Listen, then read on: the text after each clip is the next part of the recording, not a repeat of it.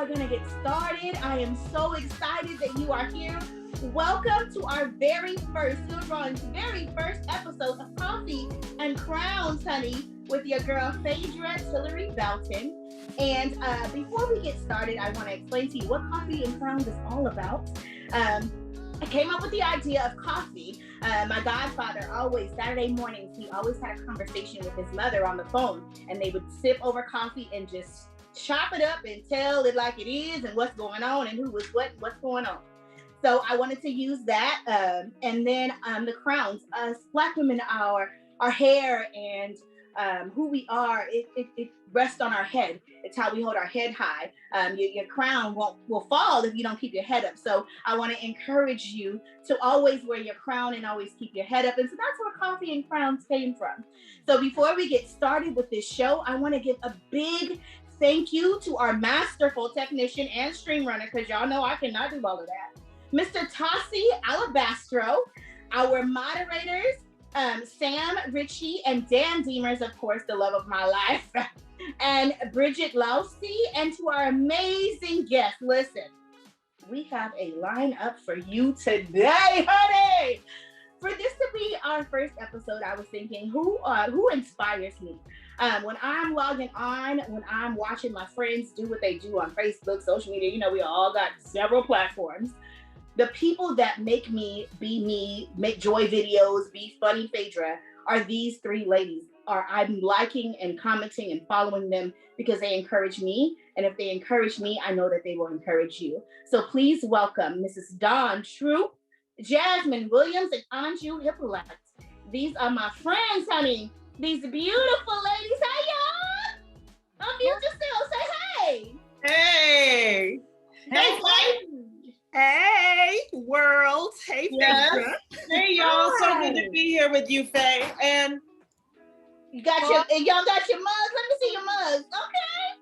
And your crowns are looking fabulous, honey. Let's see this hair. These crowns are looking great. I love it. I love it. So again, thank you guys so much for being here and being the very, very first guest on this show. Now let's start off with a fun question. If you were a coffee, if you could be sipped, what would be inside of your coffee? If your coffee was you and you could be sipped, what would you put inside of your coffee? Jasmine, I'm gonna start with you because you ready, girl. You ready? Okay.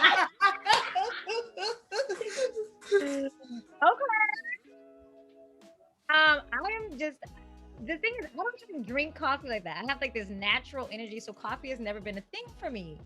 But I do like the taste and the smell of it, So as long as it tasted good and it smelled good and it was a little bit sweet. Okay. That's me. Yeah. Okay. It's sweet. Just smelling good and tasting sweet. Okay, sweet coffee.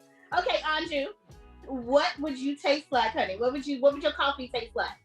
you know what? Similar to Jasmine, I'm not a big coffee person, and I can drink coffee and fall asleep like in a minute. So it doesn't really do anything for me except for like instantaneously. Like if I need to, like in college, I drank it to cram or whatever. Mm-hmm. But when I do drink it, because I do like the taste, I usually go for like a French vanilla or a hazelnut. Mm-hmm. Okay. That's usually what my taste is. Yeah. All right. And Miss Dawn? It's funny, we all are saying the same thing. I drink tea. Okay. So I probably, but I love the smell. It reminds me of, it's nostalgic. It reminds me of my mom waking up every day to the smell of coffee. Mm-hmm. But if I were to put coffee in a cup and drink it, and I've done that in Africa, it would be café tuba, which is a sweetened coffee that is from African beans. And it was delicious. That's the only place I've drank it. Okay, so my coffee, I'm a little extra. It's gonna have some spice, so it's gonna have some cinnamon in there because I'm extra spicy, right?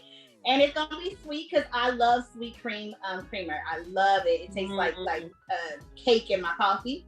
So it'll have some sweet creamer, and of course it's gonna have a little drink in it too. So I'm gonna have some Kahlua in there, and probably to warm it up. And I think that's what I taste like, all of them things. All right. So we're gonna jump right into our very first question. Again, this is organic and we're gonna have fun and we're just gonna talk like girls talk, okay? But I also really want to highlight your stories. I think that it's important that we share our stories. There are young Black girls out there that don't know that they want to do theater, that don't know how to get involved. And so I want them to be able to watch this and say, oh, okay, those are some talented women and I didn't know that that's where they started. So with the very first question is, what made you want to do theater? Who or what inspired you? What was that thing that was like, oh, I'm going to do shows. I'm going to do a play and that's what I want to do. What was that for you, AnJu? You know what, Faye? I don't know that I necessarily wanted to do theater, but I knew I wanted to act. Okay. And so when I did start out acting, I started out doing short films. And I was like, okay, this is cool. I'm doing short films. And I would audition for theater roles and didn't get cast. And when I finally did get cast, that first role, I was pinching myself backstage in between tears because it did for me and films are cool and films are good. And, any medium within acting, I'm going to gravitate to. I just love the art form as a whole. But when I did that particular theater play, my first one, I knew that's what I wanted to do. So it wasn't necessarily saying, oh, I want to do theater. It was actually doing it the doing of it that was like, okay, I want to do this. Because I wanted to act, period. It didn't matter if theater or whatever. I never thought about theater specifically. But that first play, yeah. That first place, that buzz. First play. I got bitten. Jasmine, what about you? What was the thing that inspired you and said, yes, theater is what I want to do? I got the old, I call it the black gospel, the gospel singer story, where I'm like, I started in church. So that's the story, and I think I was just this kid that was just, I've always been kind of expressive and running around and had like a lot of energy. And church would put on these productions, these huge productions. And it would be like late at night. Like I didn't even know what tech was until I got into tech, and like the tech night and like tech week and all that kind of stuff. And then at church, we would just stay up to like 3:00 in the morning, sewing angel wings. Like my mom, my aunt, like, yes. Oh my gosh. Intense. And I didn't realize as a kid that it was acting. I was just like, oh, I'm having fun. I'm doing something that I love. And my parents were like, oh, this is where we can put her energy. Yeah. And so just do this thing. And I was just so in love with it. I don't know if you, I'll do a little name drop up in here, but James Iglehart, who won the Tony for, he was on, oh my God, Aladdin. Also went to the same church as me. Oh, come on, church! Yes, looking up to James, and he was amazing. And I was like, oh, you can do that? Yes. I think seeing him and just like realizing where my energy was. And then when I went to college, I was like, you could major in theater? Like I didn't know. And so then my counselor at the time, she was like, yeah, if that's what you want to do. So she would ask me every day, what's your major? And I'd be like, I'm a theater arts major, getting my bachelor's arts in theater. And she would test me every day. That's awesome. And then come on, church. I was hooked. Yeah, church. I have my first line ever in a church play. I write it in all my personal statements. Was the king is coming? The king is coming. Come on. That's it. Yes. Come on, memory. Yes. Okay, Don. Thank you, Jasmine. The king is coming. The king is coming. Today, woo, come on. And your memory to be able to recall that first line from church after all the shows, that's talent too. Come on. I cannot tell you. I'm a PK, y'all. Grew up in the church as well. And for me, church was theater, but I would watch Diana Ross, and my sister named my niece Mahogany. I fell in love with Diana Ross and wanted to be a movie star, just like she was. And the brilliant and beautiful, like classic Diane Carroll, y'all, like those old school queens, Cecily Tyson, who just held you in their stories as they told them on screen. I was like, I want to do that. I used to put the shirts on my hair and do the Diana Ross, all of that. But watching the preacher in church sometimes scare the hell out of me. I was like, this is real. And I don't know, I'm not sure about all of this because I had a lot of questions about everything going on, and praising was easy and singing in the choir, but it was church. And my father was up in the pulpit for a while when I was young, and my parents had 7 kids, y'all. So we had to be in church because we ate, partied, prayed, praised. We did it all there, but we were taken care of. And I give it up to those actresses that I saw on film, but the church and like those old iconic women, seeing them, and I agree with AnJu. It wasn't theater because I didn't see people who looked like me in theater. It was film for me. I was like, oh yes, Diane Carroll on television, Cecily Tyson on television, all of these queens, that's what I want to be. I want to do that. Oh, awesome. So I was a dancer. I've been dancing from the time I could walk. I've always moved. And the moment for me was I like to dance, and I'm a church kid too. Sunday, Monday, Tuesday, Wednesday, Thursday, Friday, Saturday, Sunday, Monday, Tuesday, Wednesday, 3 times on Sunday. Choir rehearsal. I was in the plays at church, but I didn't think of theater like that yet. I just did the play at church because my mama said, you're going to be in that play. I'm going to be in that play. So, but it was my 8th grade year. or seventh or eighth grade year, and there was a sign that said there was an audition for The Wiz, and I love The Wiz. And I was like, The Wiz? That don't say The Wizard of Oz. That says somebody's doing The Wiz, and it's gonna be a play, and I'm gonna go be in it. And I didn't know nothing about acting. I didn't know. I just knew The Wiz has a million songs. I'm gonna dance. That's for sure. I'm gonna sing. That's for sure. Acting was last on my list. I wasn't worried about it. And I auditioned, and it was the most amazing thing I had ever been a part of. And I took off from there. And I too have my first line, girl. Oh, most wicked majesty, the messenger has arrived. Oh my God. That's what I would tell people. Yes. It beat him Yeah, first that's time. where it was, that moment of being in that show and dancing and meeting all these people. That was a cool thing, was to meet all the people that I wouldn't play with in the play, or like on my breaks and practices. It was different people, and we were intrigued. Our conversations were cool, and I was like, oh, okay, I like you. And I wouldn't have played, you play hacky sack in the corner. I don't really know them kids, but now you're in a play with me, and now I want to play hacky sack with you in the corner too. So it just exposed me to different people. So that's what I was like, oh yeah, I want to stick with doing theater. Yeah. So that was my moment. Now, this is the dopest question to me, because I'm gonna get to learn from you guys. What is the most important piece of theater that you've performed or been a part of, and why was it that? And why do you think it was that important? Okay, I see my eyes rolling. Okay, hold on. But think about it. Did everybody have their idea yet? Are you still thinking? I have a concept. I'm gonna give you a second if you need a second.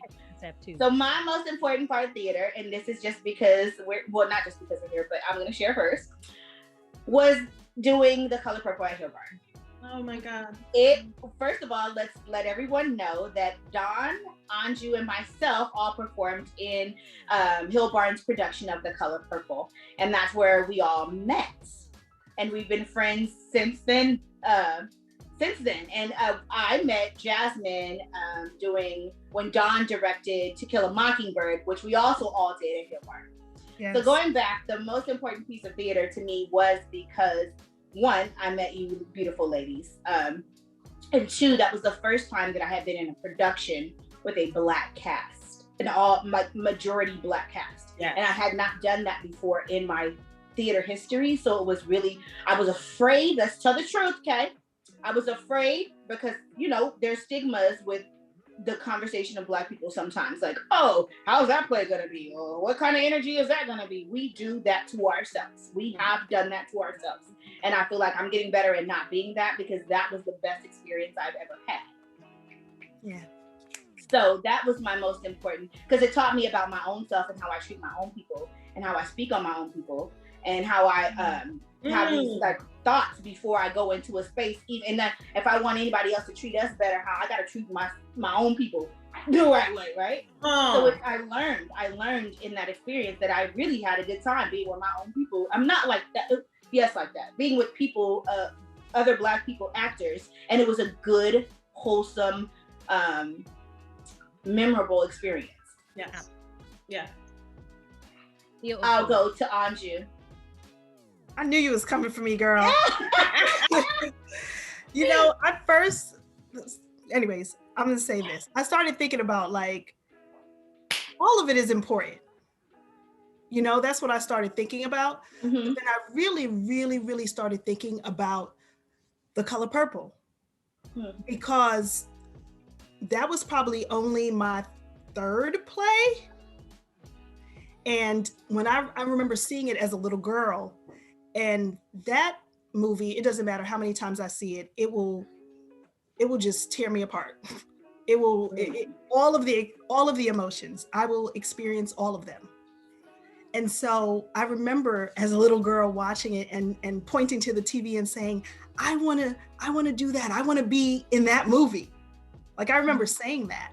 And fast forward years later, the musical hadn't even been produced yet, ever. And so I remember when I saw the casting call for Color Purple at Hillbarn, again, I was only 2 plays in to my acting career. And I saw that and I was like, oh, Color Purple? I'm going to submit. I submitted, and then I looked for a vocal coach. I'm not a singer, you know, I'm not that. I don't look at myself that way. You know, sometimes my voice does beautiful things, and, you know, other times I need to train it and work on it a little bit more. And so, but I had the audacity because that was something that I always wanted to do. And so anyway, fast forward, went to the audition, didn't do well at my audition.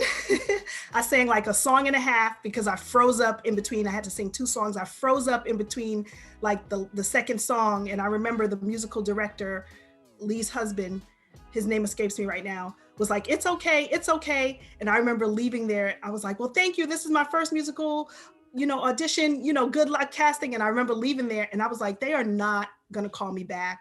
And I remember beating myself up the whole way there. The whole way back home. And I had so much so that I had to pull over and calm myself down because I was berating myself. I was like, you're so stupid. How could you embarrass yourself in front of people? You going up there and thinking you could sing. Look, you couldn't even sing the songs. What's the matter with you? On my drive home to Oakland from Foster City. And that's a drive. And I had to pull over. I was like, stop it.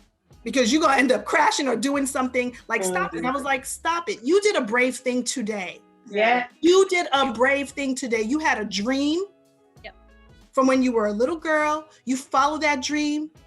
Yeah. You prepared. You went out and got a vocal coach. You prepared and you showed up. Yeah, you may not have done everything you wanted to do, but you showed up today. And that's important. So stop beating yourself up. I collected myself on the side of the road. I really pulled over, y'all, and then got back on the highway and drove home. Next thing you know, I guess it was an email, I can't remember now, so long ago, saying to come back for dance callbacks. I was like, what? Okay, they want me for something, okay. So I went to dance callbacks, and who do I meet at dance callbacks? Phaedra. And they had us in dance callbacks. We did the move, and I remember us leaving. I was like, and you were so gracious, Phaedra. Like the moves I couldn't do, you're like, girl, you got to do it like this. You go like this. And you were taking extra time out of your audition to show me some of the moves that I wasn't getting right, you know, right away. And I remember leaving that audition, and I was like, even if they don't call me back, I don't care. I was like, that was a beautiful human being.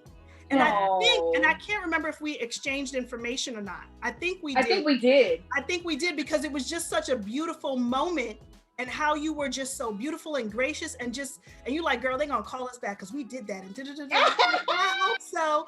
And sure enough, we got booked. They cast us in The Color Purple. So we do have to say goodbye to one of our ladies, but I do want to, if you have a moment to answer the question to you. Yeah, I'll make it real quick. Okay. But our illustrious Dawn is gonna have to go and teach a class. So she's gonna excuse herself. And we're so thankful for you to come for being here. So go ahead and answer your question, girl.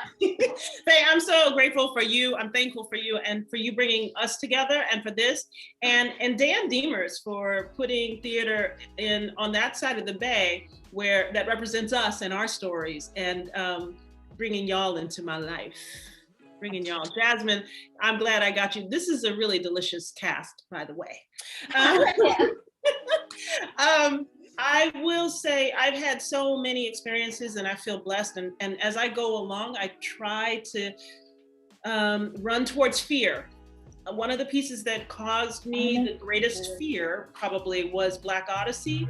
And the story about a Black man coming home is probably one of my favorites, because we don't often get to see that tale, and nor do we get to see the love, the pain, the vastity, the heart, the soul, everything that we are as a culture embedded in a piece that was directed by a Black woman, an Asian man, that was lit by a Black lighting designer, that costumed by a Black woman. So there was so much multicultural.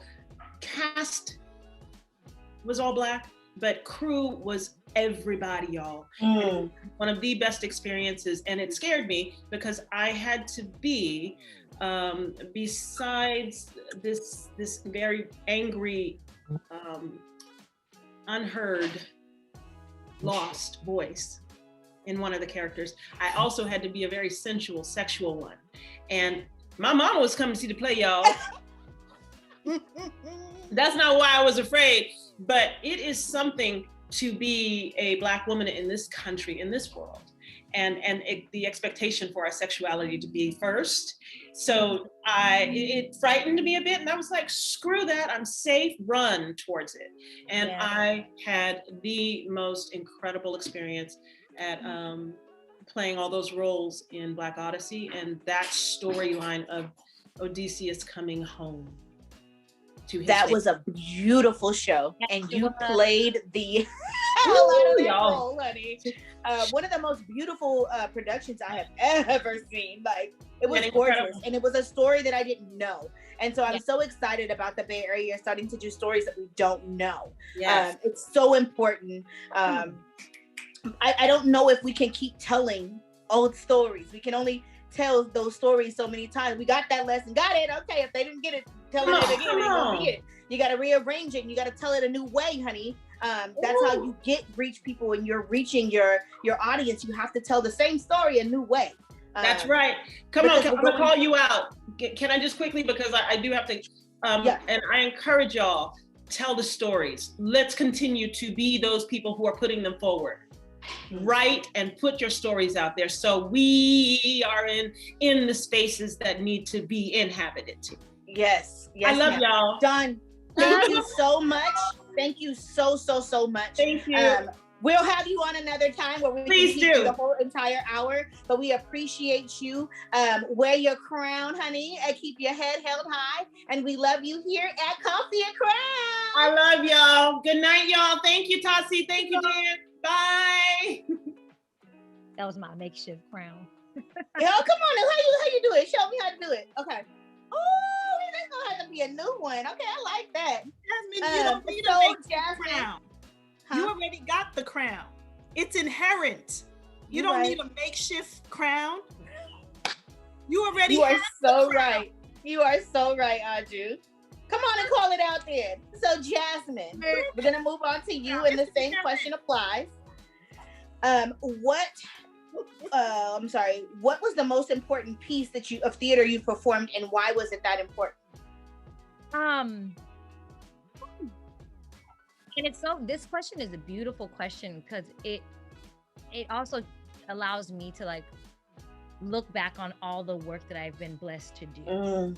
You know, where I think, and I feel AnJu's story so hard that we berate ourselves and we critique ourselves and we do all this stuff to ourselves, but to congratulate ourselves and say, look at all this work that you've done. Look at these stories that you've told, like, is amazing. And I'm always so grateful to even think back. So I probably would have to go. I mean, all the shows that I've done have been amazing, and I've been thankful and blessed in my theater career in the Bay Area, to only work in spaces that are majority Black, POC, and queer spaces, which are the communities. Awesome. Which are communities that I identify with. So I'm like, that's been great. And not everybody has that same, not everybody has that same story, but I do, and I'm just like really blessed, you know. And it's great. It's how I maneuver in the world and as an artist. So I would have to say the first play that I did professionally was with Campos Santos Theater Company, who is my theater family and has just kind of held on to me. I was probably like young 20 something, and I'm going on 30 this year. Come on, 30. Whoop, I'm ready for it. That show, it was a beautiful story. It was called Home, which stood for Hookers on Mars eventually, and it was written by Star Finch, who's a local SF. She's from San Francisco, you know, which is kind of unheard of now with gentrification and everything that's going on. But she's an amazing playwright, still making work. But the thing that was so powerful about that story, besides what the actual play represented, was that I actually felt like I was an artist. You know, I didn't know that. Like, stepping to theater and coming from like my college, I was like, oh, I understand. Like, I'm an actor, so I act, and they cast me, and I just kind of do things, and I do things. But to be in a collaborative community where they were asking me, does this make sense for you? Does this? And I was like, oh, I'm not just an actor. I'm a storyteller. I'm a collaborator. I'm a part of the vision, was so powerful for me, and yeah, so that was probably one that was really, really, really, really deep. Oh, that's beautiful. That is beautiful. Okay, so we're gonna move on. How has getting work been for you during the pandemic? Have you been successful in finding work? I know theater is pretty much closed, but how has that been for you and on you? I mean, how are you feeling? I'll go back to you, Jasmine. How has it been for you? Yeah, it's been so hard. I think in the beginning, I was just feeling, I think what a lot of actors, especially theater actors, were feeling was like, is this medium going to exist anymore?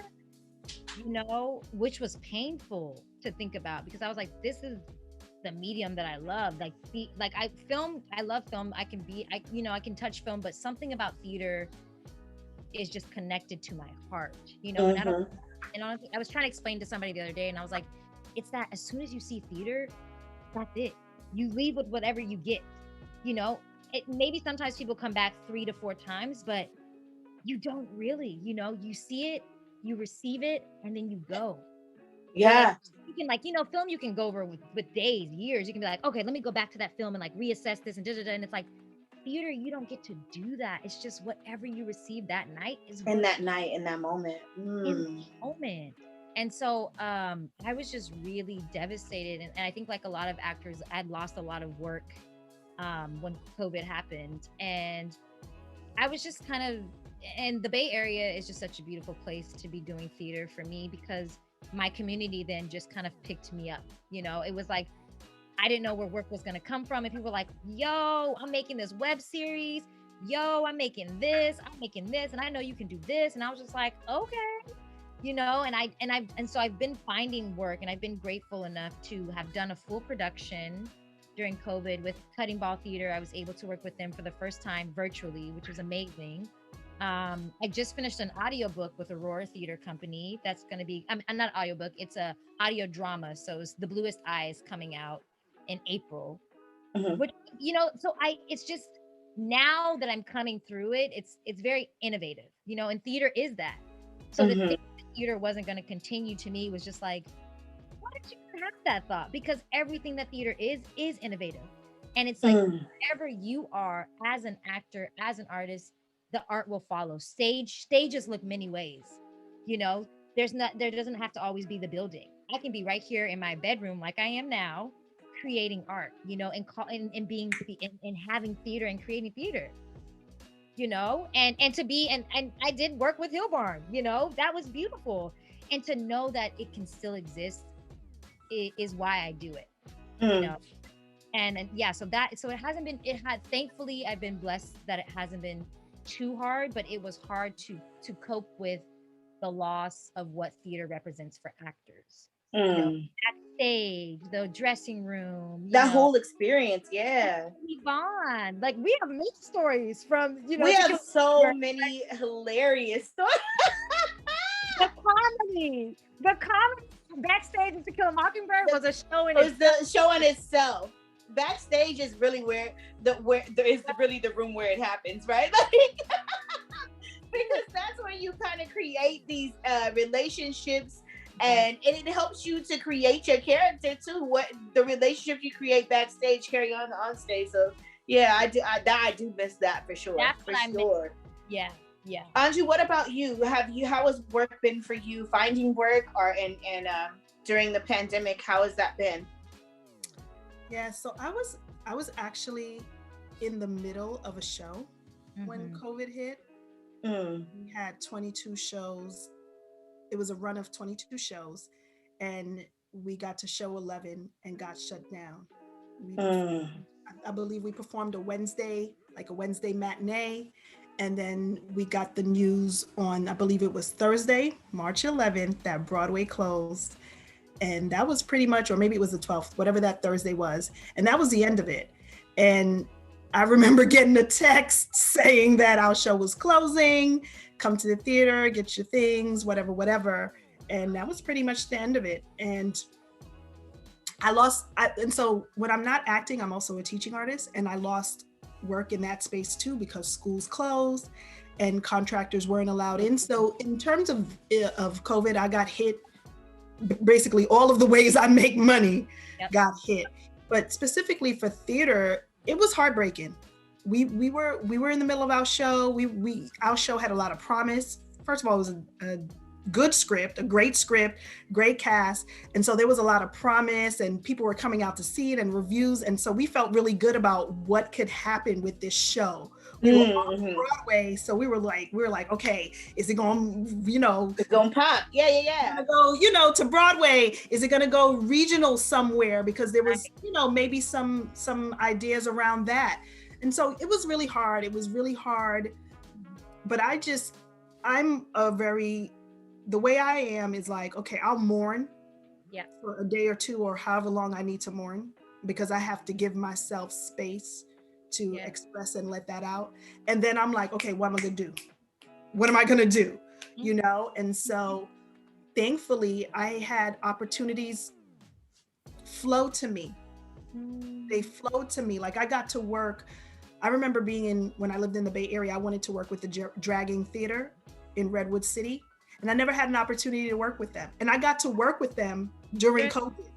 I got to not only work on a production.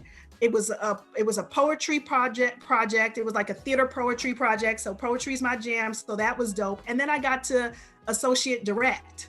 So, oh my gosh. Yeah. And I got to be the editor of the So it was like, I got to wear so many hats, all of the hats that I love to wear and all of the things that I like to do just rolled up into this one project. And I think that was my first project after COVID hit. So once that happened, I was just like very open to the possibility of creating. I mean, ideally we don't want to do it this way, right? But it's like just really being open to like, what does this mean for us now? It's like, I can either not create or I can adjust and adapt as needed to still do the things that I love to do. And what does that look like? That's so funny to do. But it's given me, I've gotten to work with some of the theaters I've always wanted to work with in the Bay Area that I wouldn't be able to work with because of COVID. Like it was the Dragon, it was the Fuse Theater. I even wrote a play during COVID that those theaters produced, I don't know that would have happened in the same way had it not been for COVID, and I'm not thankful for it, but I'm thankful for the opportunity. When I said I'm not thankful for it, meaning I'm not thankful for COVID, but I am thankful for the opportunity to just shift and pivot and look at things differently. And as artists, I think it's important for us to always be amenable to change, and just as human beings, but as artists, it's like, okay, now you can't do the thing that you love the way that you've always done it. Are you going to stop doing it? Or are you going to continue? Because I know for me, there's just certain things that if I don't have, I might not make it.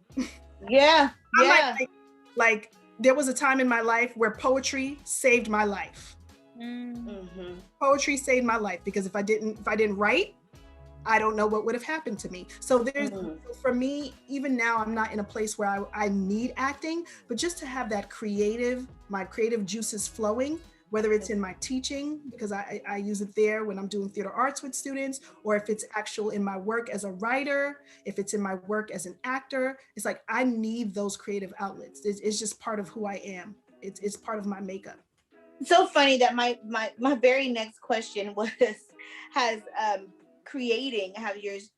have you been stifled by the COVID when it comes to creation? And you guys have answered it like, no, honey, we just readapted ourselves. We just reimagined what we're gonna do, and that's why you guys are queens, honey. Because this is a hard time, right? And a lot of people are trying new things, right?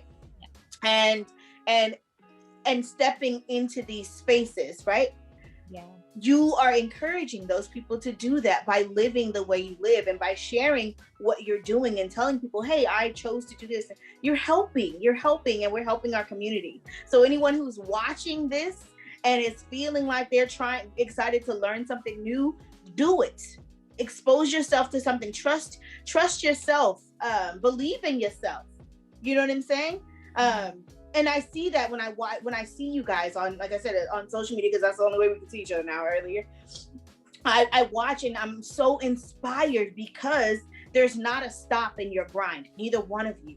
There's never been a stop. There's always been, what's next? What's new? How else can I create? How else can I expose? And that is so beautiful to me and so inspiring. So I thank you both for being that for me. For real, because this is, now I'm the other side where it has been hard for me to create. I am such an in-person person. I love being in front of people and I vibe off of that energy. And that's why I do theater, because there's nothing like the audience and the murmur and that feeling. And so this has stifled me, not having an audience, not performing. And at first I felt guilty about it, right? I was like, oh, I don't want to do it. And I'm why don't you want to do nothing? Like I was on myself like all the time. Yeah. And I told my wife the other day, and I said, I realize it's not, I have to stop wanting to do things the way everybody's going. I've never done anything the way everyone else is. And I think that's what was trying to frustrate me. Like, oh, I need to get on Zoom call. Oh, I need to do. And then I was like, I don't like that. I don't really like that. I don't really want to do that. I don't want to decorate this corner right here for my Zoom call. Like I was negative about it. But then I realized because I've never followed the grain. Yeah. And that's what I was trying to do to adapt. I have to find a way that works for me to create a new way, and not because everyone's going this way, that's the way I have to go. Right. So that's inspiring. And like I said, seeing you ladies is extremely inspiring and helps me to keep going for sure. Yay. Yeah. No, I was going to say, I remember when we had a telephone conversation about that, Phaedra. And I remember telling you, I was like, then don't do it. Like, don't do it if you don't want to, you really have to. And I think that's the thing is like, I'm going to speak for myself, but for me, it felt good to do that, even though, but if it didn't feel good, I wouldn't have done it. Like I would have been like, no, what else is there for me? What else is there? Yeah. You know what I mean? So you just needed to find your thing. And I think you find it here with coffee. Hey, come on, you know what I'm saying? I think you just need to find your jam.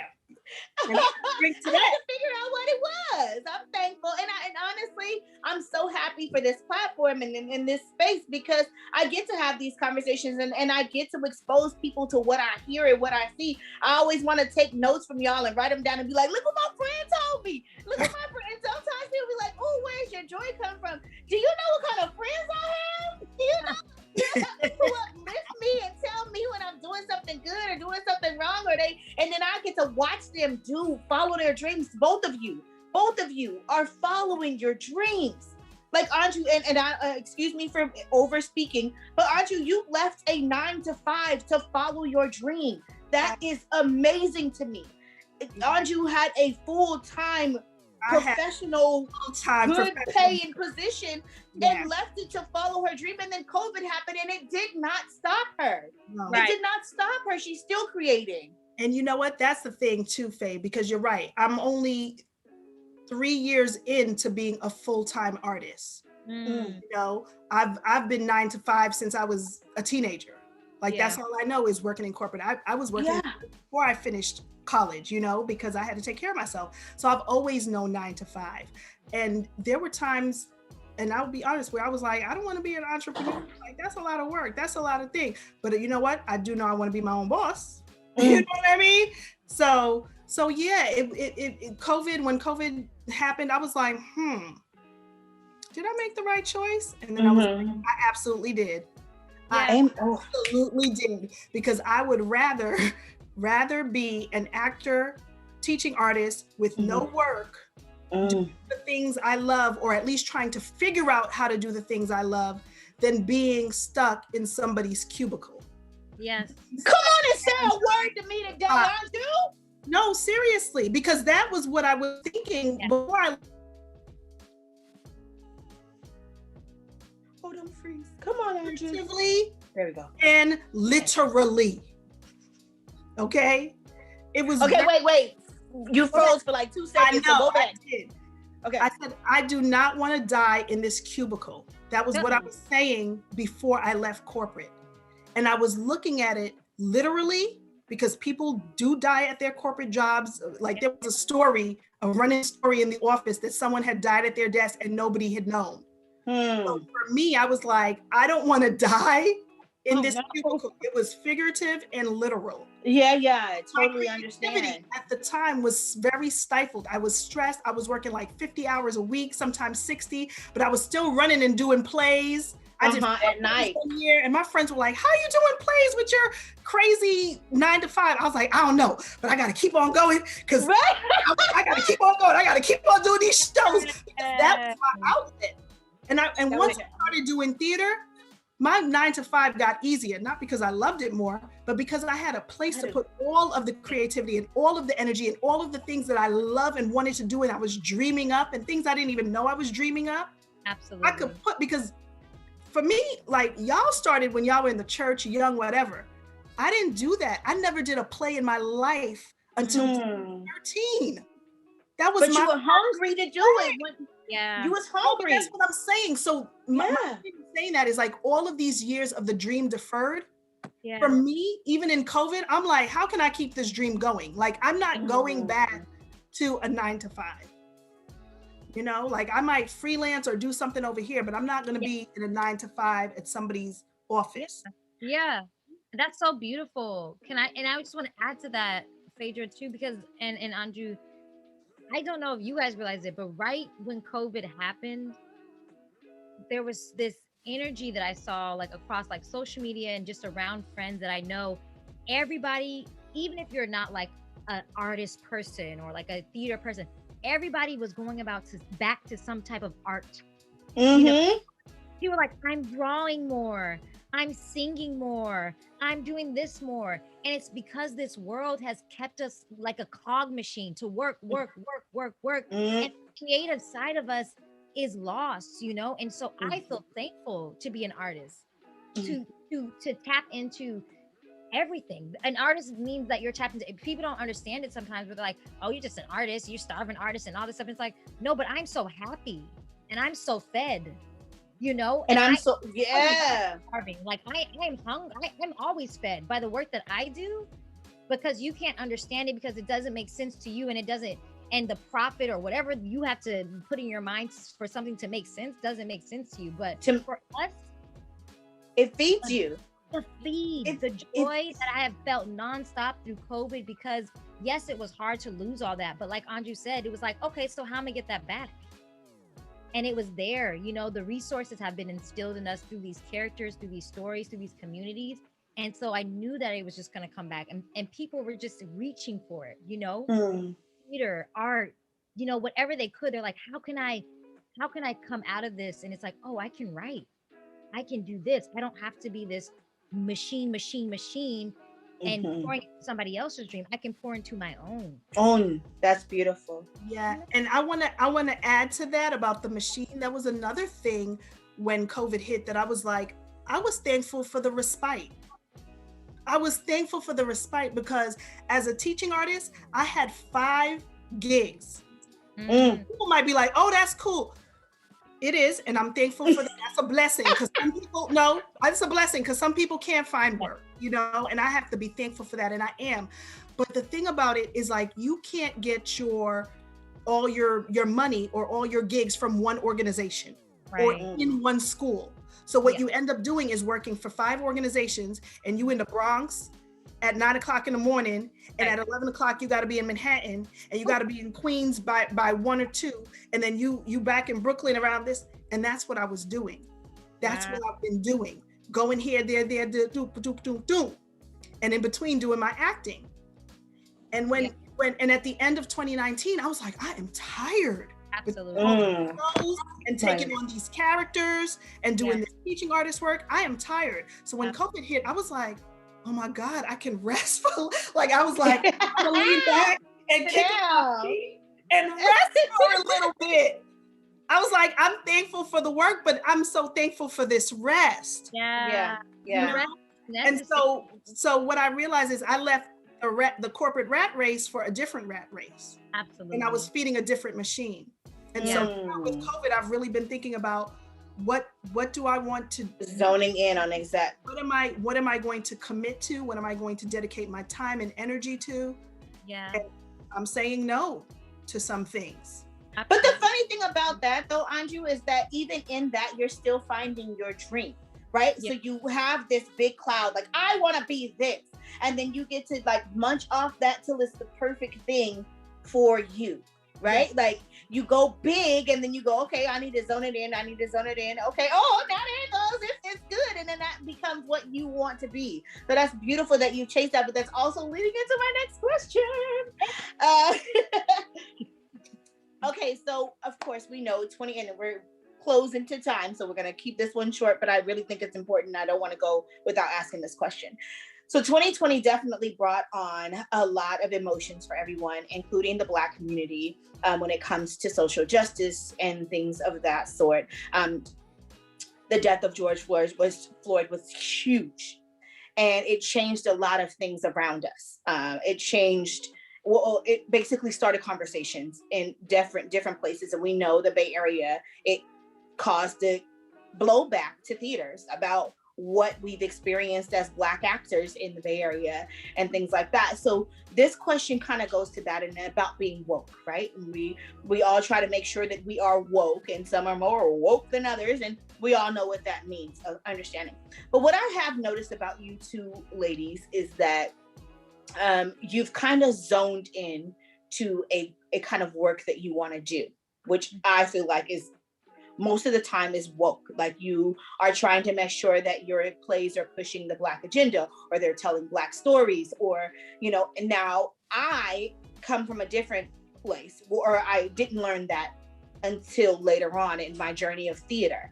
As far as I just wanted to perform. Mm-hmm. Right. And so if it was a play and I could sing it, and I could, no matter what the title was, who was doing it, sign me up. I want to be in this show. I want to be in this show. Right. But now I'm realizing, I don't really just want to do a show. I want to make sure my show has a message. I want to make sure my show looks like me. I want to make sure that the people in the audience look like me. Like it kind of, those gaps are starting to close in for me. And I don't know if that's maturity, me getting up there in age, a fabulous 39, but or is that the what happened, and it sparked that inside of me. Have you guys always done woke theater? How do you feel about woke theater? Is that a woke theater thing? Is that also a thing, right? Where I do air quotes, because is it that? How do you feel about that? And just share your experiences and what you think theater and woke mean to you and what you do. I'll start with AnJu. Okay, I knew she was coming for me. So it said, I keep getting this message that my internet is unstable. So let's hope that it lets me say what I gotta say. Okay. Not kick me off or anything like that. But before we were using the term woke, right? People were saying conscious. That's a conscious brother. That's a conscious sister. Yeah. And being from New York and growing up here, that's kind of the lingo or the way people talk, So for me, I don't know.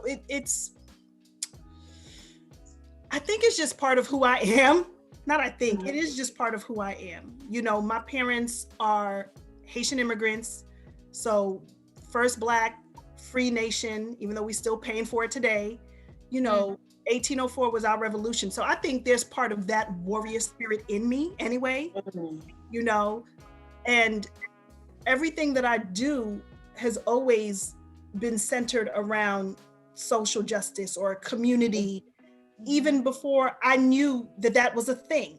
Because I remember when I applied for the teaching artist training program before I left the Bay, it was asking about all of these things. And I was like, I did this for my in the community. I didn't know there was a thing. Right. I was just doing what seems humane to me, and what seems to be sort of like equitable to me. So I think it's just part of who I am, and I don't necessarily look for roles that are a certain type or tell a certain story, but I think I just gravitate to those things. Okay. To me, I just think it's an energy and it's a magnetism thing where it just flows that way, but not necessarily seeking that out, but I guess, you know, you speak what you want. Yeah. You are, you know, it just emanates. And that is what I'm drawn and that's what's drawn to me. Yes. I just want to keep it brief so Jasmine can answer too before we go. That's beautiful, AnJu. And I will, I think in what I've shared and that I've just been blessed to be in these spaces that are POC, you know, and Black and queer spaces, that the wokeness or like the consciousness just is there. You know, it doesn't have to be spoken. I think I remember when everything was happening in Black Lives Matter and some theater companies were like, yeah, Black Lives Matter and all this stuff. And I was just like, but were you saying that before, or are you just saying it now because it's in the fad, you know? Yeah.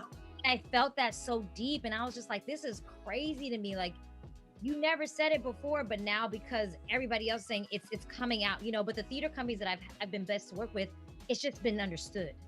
Right. You know, like it didn't have to be said. I knew who you cared for. You know, I knew what kind of work that you were doing in the community that you were working for.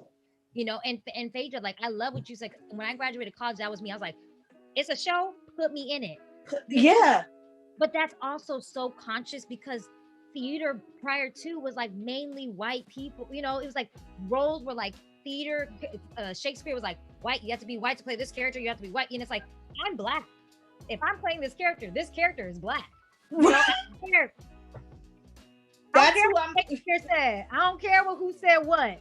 If I'm playing this role, then it is from my point of view. So essentially, it is conscious, it is woke, it is whatever it needs to be because it's from my point of view, you know? And so I just think the theater that I gravitate towards is theater that feeds my soul also. So it's like the stories that tell something from me, you know, like my parents are just amazing people that I love so deeply. And they have learned so much from the work that I've done, you know? And so if that is woke and conscious, you know, like there's been times where my dad comes see a play and he's like, oh, I didn't know that. And and then we can have a discussion. You know, that is the work that I want to create, you know, the work that sparks conversation. So any work that does that is conscientious, is woke, you know. And my favorite quote, this is the end of my little spiel, is Anita Simone's quote. And she said, an artist's duty is to reflect the times. Yeah. And that is my favorite quote, and I live by it. You know, I heard it and I was like, yes.